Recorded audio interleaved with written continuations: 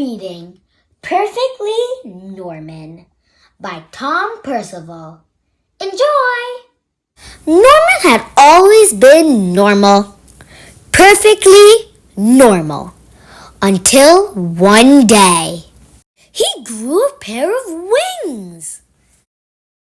Norman had imagined growing taller or growing a beard like his dad, but he had never imagined growing a pair of wings. Still, they were here now, so he decided to test them out right away. Soon, Norman was swooping around and generally having the most fun ever. But then, he had to go for dinner. You see, Norman had always been so normal, he didn't know how his parents would feel about his extraordinary wings. Dinner! As he went in, Norman covered himself up in a great big coat.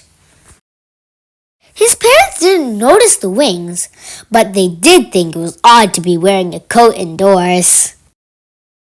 Bath time was problematic. So was bedtime.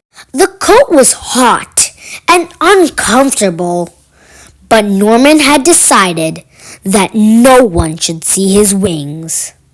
Ever. The next day, Norman went to the park, but he was far too hot to play any of his favorite games, and so it went on. Long car journeys were unbearable. The swimming pool was dreadful. And that was nothing compared to his friend's birthday party. The only time that Norman could feel normal now was when it rained. One day, a boy tried to pull his coat off, and Norman had to run away, hot-faced, angry, and sad. He wished he had never grown those wings. Then he saw some birds high up in the sky and remembered the joy of his first flight. It occurred to Norman that it was the coat that was making him miserable, not the wings. "Why don't you take that scruffy old thing off?" suggested his mom and dad. Norman looked up at them, hesitantly. His parents smiled and nodded. Norman smiled back.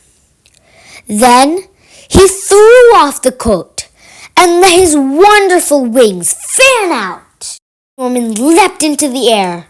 Finally, he was free of that coat. He noticed a few other children wearing thick, heavy coats of their own. They looked up at Norman and around at one another nervously. There was a moment's pause. And then, whoosh! The sky was filled with flying people. Norman had never felt so happy. He realized that there was no such thing as perfectly normal, but he was perfectly Norman, which was just as it should be. I hope you enjoyed the story. And remember, if you don't feel normal, remember that there's no such thing as perfectly normal. Bye! Like and subscribe!